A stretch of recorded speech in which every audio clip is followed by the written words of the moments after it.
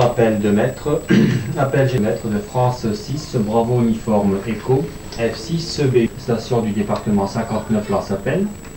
Appel de maître, appel général de maître de Foxtrot 6, Bravo Uniforme Echo, F6 BU. Termine son appel et repasse à l'écoute de la fréquence. Transmettez s'il vous plaît. Oui, ok. Attention F6 BUE, F6, Bravo Uniforme Echo, ici c'est Fox numéro 1, Delta Fox Mike, F1 DFM de Roubaix 59 qui répond, passe à l'écoute. Ok, là, FADFM, la F6 BE qui revient, là je suis en train de noter l'heure. En GMT, là il faut calculer le décalage. Hein. Bien, l'indicatif ici c'est F6 Bravo Uniforme Echo, le prénom Étienne et le QTH près de Valenciennes, à la ville de Saint-Saulve. Hein. Je vais vous passer le micro, là, ça va. Si ça arrive dans de bonnes conditions, ici le signal est bien clair et ça passe sans brouillage sur la fréquence. Hein. F6 Bravo Uniforme Echo qui repasse à l'écoute de Foxtrot Unité Delta Foxtrot Mike. Oui, ok, F6 BE, F1 DFM Roubaix qui revient, ok, ça passe très bien, bonjour mes bonnes amitiés. Le prénom de l'opérateur ici est Christian, le prénom de l'opérateur, et le QTH, Roubaix, le QTH, et les conditions de trafic sont une antenne 9 éléments, actuellement en horizontale, et matériel japonais. C'est 245 Echo. 45 Echo. Voilà mon vieux, pour les conditions de trafic à la station. Hein. Voilà, le QR allocateur est en Bravo, Kilo 26 Charlie. QR allocateur, Bravo, Kilo 26 Charlie. Est-ce que c'est bien ok? F6, Bravo Uniforme Echo, F1 Delta Fox Mike. F6 Bravo Uniforme Echo qui revient pour l'ami Christian de FA DFM. Il y a aucun ami Christian là, dans de très très bonnes conditions ici, là, sans absolument aucun brouillage sur la fréquence. Là. Ça passe très très bien. Ok pour le prénom de Christian là. Et le QTH de Roubaix, bien ici c'est à côté de Valenciennes. Hein. Les conditions de travail, c'est une antenne également, une antenne 9 éléments non croisée hein, qui est en polarisation horizontale. Là. Et l'émetteur et le récepteur, c'est de la fabrication LAS, hein, mais modifié par l'OM ici, pour pouvoir fonctionner en transceiver, hein, en émetteur-récepteur couplé.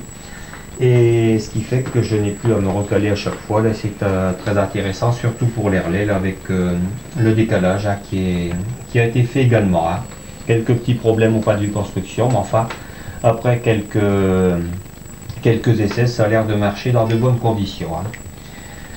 Mais Christian, bien ici, il fait très beau aujourd'hui hein, et pas mal de soleil. Là, et les conditions de propagation ont l'air bonnes, là, ça passe absolument sans problème. Hein.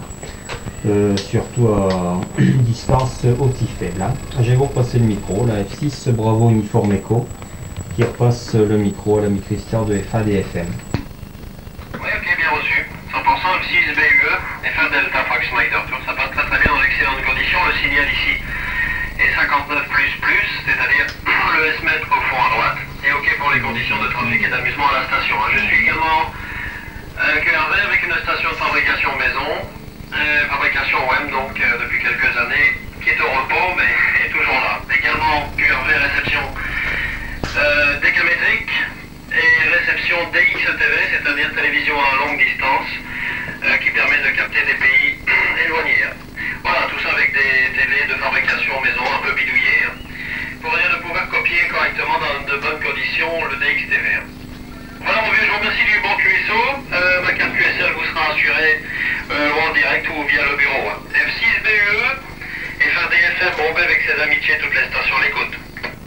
Ouais, 6 BE qui revient, bien ok ami Christian pour la construction. Ben, si la construction porte plutôt sur le décamétrique, hein. Récepteur décamétrique et émetteur qui n'est pas encore terminé, du moins en partie puissance. Hein. En ce qui concerne la réception télévision, bien ici je ne fais pas du DX, hein, mais j'essaie de recevoir, enfin je reçois la nouvelle station américaine, la professionnelle, hein, qui arrive ici dans de bonnes conditions, mais située en Belgique. Là, mais j'ai des petits problèmes pour l'instant, pas de vue son, parce que l'image est en standard belge, mais le son est en standard français. Hein, et ça ferait une station qui arrive dans de bonnes conditions et avec recevable dans la région de Valenciennes absolument toute l'année. Hein. Ça ferait une chaîne supplémentaire, là, ce qui est très intéressant. Bon, bien, ami Christian, là, je vous remercie là, pour le QSO qui s'est passé dans de bonnes conditions. Là, je vous envoie mes Super 73 ainsi qu'au QRA familial. Hein. Au plaisir de vous recontacter dans d'aussi bonnes conditions. La F6 Bravo Uniforme Echo qui repasse sur écoute et ensuite libérera la fréquence. Hein. Oui, ok, bien sûr. 6 BUE à l'AFM, 100%. Ça passe très bien, merci, les bons contacts. Et pour la station de télévision, là, effectivement, elle est en système national Television System Committee, c'est-à-dire en NTSC. Et sur 60 Hz, 60 Hz au lieu de 50 Hz. Et voilà pourquoi on a quelques difficultés à recevoir dans de bonnes conditions, mais son niveau de signal arrive très très bien ici également à Roubaix, les copier dans de bonnes conditions. Voilà, mes amitiés et également toutes les stations qui sera à l'écoute du QSO autour de vous, un DFM terminé. Bon, BU qui reprend un instant. Là, au point de vue réception télévision, là aussi ça passe dans de bonnes conditions. L'image est synchro malgré la différence de fréquence d'alimentation de la tension. C'est simplement au niveau son. Hein. J'ai le son d'un côté. Là, j'ai simplement un bouton appuyé pour passer en standard, du standard français au standard belge. Donc j'ai le son en standard français et l'image en standard belge, mais absolument report télévision, c'est du B4. Hein.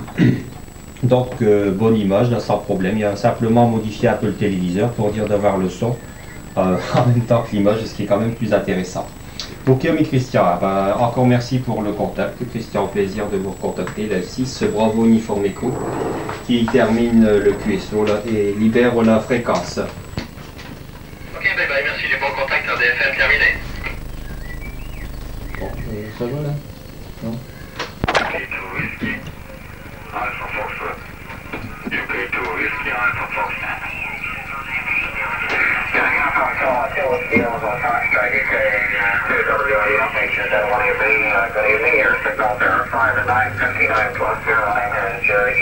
Bien, nous sommes cet après-midi chez Étienne de F6 BUE. Étienne, pourriez-vous nous expliquer ce que vous êtes en train de réaliser actuellement? Là, je suis en train de souder quelques composants là, pour fabriquer un appareil assez compliqué, un appareil de contrôle de l'émission. Mais c'est un oscilloscope, un appareil qui permet de visualiser les signaux pour savoir si l'émission est conforme aux normes qui nous sont imposées par les PTT et surtout savoir si on ne brouille pas les téléviseurs des voisins. Mais avant d'arriver à construire un appareillage aussi compliqué, j'ai commencé par des appareils beaucoup plus simples, une chose que tout le monde peut connaître et qui peut remplacer des piles par exemple à partir du secteur. C'est une alimentation secteur, hein, vous branchez sur le courant et vous pouvez brancher derrière un transistor. Oui, il s'agit là d'une réalisation beaucoup plus simple qu'un oscilloscope. Car l'oscilloscope, je pense que vous avez montré un circuit imprimé là, qui est assez complexe, et il y a également de la tôlerie. Là, c'est ce que pourriez nous montrer là, la boîte de l'oscilloscope. Je suppose que la voilà. Mais ici on peut revenir, si vous voulez, un peu à l'appareil, enfin au bout de 10 ans. Au bout de 10 ans. Il y a à peu près 10 à 15 ans qu'on a l'habitude de trafiquer et de construire. On arrive à des appareils assez comme ça. Il ne faut pas s'affoler tout de suite hein, parce que c'est un appareil assez compliqué, mais il y a pas mal d'années quand même que je bricole. Hein. Donc je vous ai montré d'abord la chose qui est réalisable pratiquement par tout le monde, tout débutant qui commence en radio sans rien y connaître, parce que je n'avais aucune formation au pas de vue radio. Ah oui. De par mon travail, donc j'ai commencé à bricoler là, des choses très simples avant d'arriver à cet appareil là, assez perfectionné et qui demande quand même pas mal de travail. Hein. Là c'est une boîte en aluminium réalisée par moi-même, le perçage, les trous, le pliage. Et à l'intérieur on vient mettre cet appareil, là, ces bandes, ces plaques avec des composants. Et cet appareil doit servir comme un petit écran de télévision qu'on peut voir ici. Il y en a un qui fonctionne un peu plus simple, hein, que j'ai fait il y a quelques années. On voit encore d'ailleurs des boutons qui manquent. Et c'est un appareil relativement simple là, qui permettait déjà de contrôler l'émission. Alors ici je suis en train d'en faire un maintenant un peu plus compliqué. Disons que comme j'ai une partie de l'appareillage que j'ai construite, je peux maintenant essayer de faire quelque chose d'un petit peu plus compliqué. Alors pour revenir au départ, quelqu'un qui voudrait commencer à faire de la radio, il ne faut pas se dire bon bah c'est absolument infaisable. On peut partir là, de l'alimentation qui remplace les piles là, pour un transistor. C'est une alimentation qui peut tenir qui peut faire marcher plusieurs transistors. Et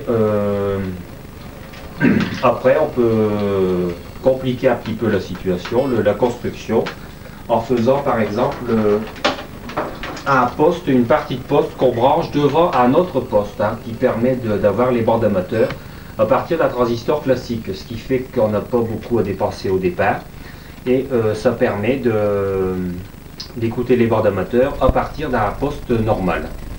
Donc là c'est déjà un petit peu plus compliqué, mais enfin on peut arriver à faire des constructions comme ça avec des conseils de gens qui ont déjà construit ou qui sont déjà autorisés depuis quelques années. Par exemple le samedi au Radio Club de Marly, le samedi après-midi, bon ben, si on vient, on peut voir sans rien payer. On regarde d'abord au début là, les gens qui construisent. On peut demander des conseils avant de se lancer dans des constructions simples pour éviter de faire des bêtises parce qu'on en fait, même au bout de quelques années.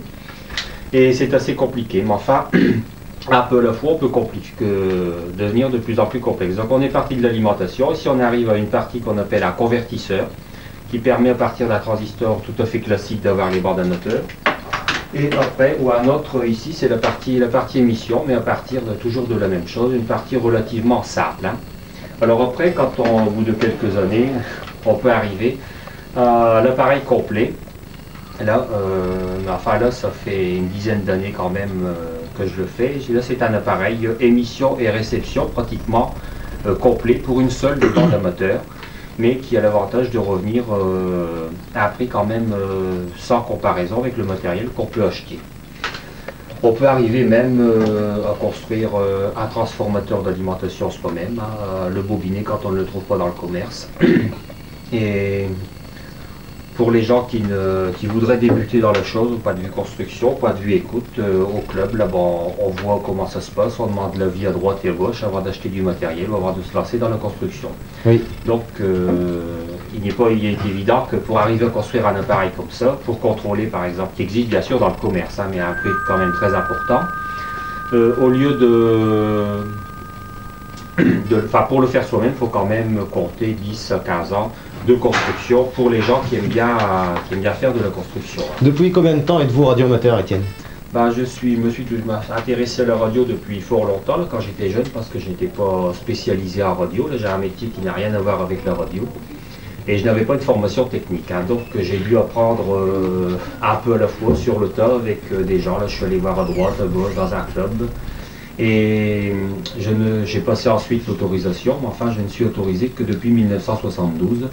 Mais ça fait quand même plus longtemps que ça que j'ai commencé à bricoler la radio. Hein. Alors évidemment pour moi la radio ce n'est pas que le bricolage, il y a aussi le trafic, là, parler avec des gens qui sont très très loin, là, comme vous avez entendu tout à l'heure. Mais pour moi il y a une grosse partie de construction, j'aime bien construire et je passe énormément de temps à ça. Alors on peut peut-être faire le tour là, de la station qui a l'air assez imposante, mais enfin qui en réalité ne l'est pas tellement. Vous pourriez nous décrire très rapidement le matériel? Oui, là c'est un appareil de mesure, hein, de construction amateur, hein, la petite boîte en aluminium là, qui a été faite également, avec un cadran, quelques boutons. C'est un appareil que j'ai fait au début et il n'est pas encore très bien fini, très bien au point de vue présentation extérieure. Hein. Ensuite, il y a un coupleur d'antenne qui a été fabriqué là, on ne voit pas très bien, c'est des boutons noirs sur fond noir et ça sert à adapter les antennes. Hein. Ensuite, c'est une réalisation professionnelle, c'est la commande du moteur d'antenne que vous avez vu au départ. Là. Oui. Ici, c'est un appareil de fabrication assez ancienne que j'ai remodifié pour pouvoir fonctionner en émetteur et en récepteur. Il était conçu au départ pour être en émetteur et récepteur séparés, tandis que là, on peut servir.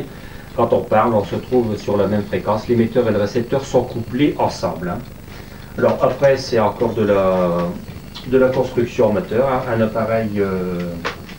autre appareil de mesure. Ça, c'est une alimentation comme celle qu'on a vue au départ, mais un petit peu plus forte pour pouvoir servir à cet émetteur-là. Au-dessus, là, c'est une alimentation de construction maison qui donne du 12 volts à partir du secteur, mais qui peut fournir 20 ampères. Hein.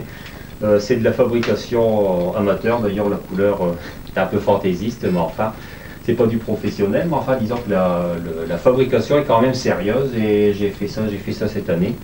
Donc un peu à la fois, on améliore ces fabrications au cours du temps. À côté, c'est un vieil émetteur à lampe que j'ai acheté qui fonctionne encore dans de bonnes conditions. Et on peut trouver du matériel d'occasion, des prix intéressants. Le seul ennui, c'est qu'il est un peu gros, mais enfin, il fonctionne encore très bien. À côté, c'est un oscilloscope, un appareil pour visualiser comme celui que je suis en train de fabriquer, mais un peu plus que j'ai fait il y a 7-8 ans. La présentation n'était pas parfaite, mais enfin, l'appareil, comme appareil de début, c'était amplement suffisant. Au-dessus, c'est un appareil qui n'est pas terminé, on voit que les boutons sont encore trop longs. Ça, c'est une alimentation 5 volts. Ici, c'est une autre alimentation qui se coupe automatiquement si on fait une bêtise. Si on met le plus et le moins ensemble, l'alimentation se coupe avec un disjoncteur électronique et quand on a trouvé la bêtise, elle repart, ce qui est très bien. Et en dessous, il y a l'émetteur professionnel. Là, j'ai également acheté un émetteur professionnel parce que la construction étant très longue et assez difficile, là, j'ai racheté d'occasion un autre émetteur qui peut aller dans la voiture et avec lequel je peux contacter pendant les vacances des gens de très loin. Donc vous voyez que en réalisation amateur, il y a de tout. Il y a les gens qui aiment bien trafiquer, qui achètent leur station toute faite. Il y en a d'autres qui aiment bien construire et actuellement la construction est encore possible. On arrive encore actuellement à construire son matériel avec de la patience, des conseils, des amis, des gens qui comme moi construisent et finalement ça paraît bien imposant, mais c'est parce qu'il y a pas mal de construction en maison et beaucoup d'appareils qui sont faits. Alors un peu à la fois on arrive quand même à du travail correct. Je peux montrer ici une des dernières réalisations là, qui va être la face avant de l'appareil que je suis en train de construire. Et on peut dire quand même avec un peu de satisfaction qu'au bout de 15 ans, on arrive à, c'est pas bien net, on arrive quand même à du travail à peu près propre. Hein. On arrive à, parce que la présentation joue quand même. Hein. Et on a la satisfaction d'avoir, c'est parce que... Ouais. Apparemment, on ne le voit pas bien là. Bon, là, il y a des petits problèmes parce que je tiens en l'air. Il faudrait pouvoir poser et fixer, mais enfin, on voit qu'on arrive quand même à une présentation. Bien sûr, il manque les boutons, c'est la face avant, c'est du carton à dessin, avec des lettres blanches tout simplement. Le prix de revient est de 3 ou 4 francs, pas plus. Hein. Et on arrive quand même à faire du matériel qui fonctionne dans de bonnes conditions. Alors là, je vous ai donné un aspect simplement de l'activité des radiomoteurs. Il y a d'autres activités que vous avez vues soit avant ou que vous verrez après. Effectivement, enfin, nous avons déjà visité d'autres stations avant vous, Étienne. Et je tiens à vous féliciter, particulièrement pour la vôtre, car on a vu énormément de constructions amateurs, beaucoup de matériel qui paraissent d'ailleurs assez complexes, plus ou moins complexes les uns que les autres. Et il nous reste à vous remercier de nous avoir accueillis cet après-midi pour décrire un peu votre station, en espérant, comme toujours, que de futurs radioamateurs vous regardent et prennent l'exemple qui est le vôtre. Étienne, je vous remercie. Bon, ben, je crois que, en conclusion, il ne faut pas avoir peur quand on voit ça. Hein. On commence par des choses très très simples et avec les clubs, les gens qui peuvent vous donner des conseils, on peut arriver au bout de quelques années, si on en a l'envie, à faire ces appareils. Mais enfin, faut pas. Je suis parti sans formation technique, avec rien à voir avec la radio ni avec la télévision, et un peu à la fois, on arrive à construire. Hein. Donc, j'espère que si vous voulez, vous pouvez venir le samedi à Marly. Il y a de l'aide et des conseils pour les gens que... Vous nous rappelez l'adresse? Oui, le club se trouve à la maison de l'amicale, des écoles, à l'amicale laïque. C'est un local qui nous est prêté par une association de parents d'élèves. Et ça se trouve derrière la place de Marly. Et les réunions ont lieu en général le samedi après-midi de 3h à 6h. Alors une semaine, il y a des conseils pour ceux qui veulent pour la construction. Une autre semaine, ce sont des cours de morse pour ceux qui veulent passer l'examen.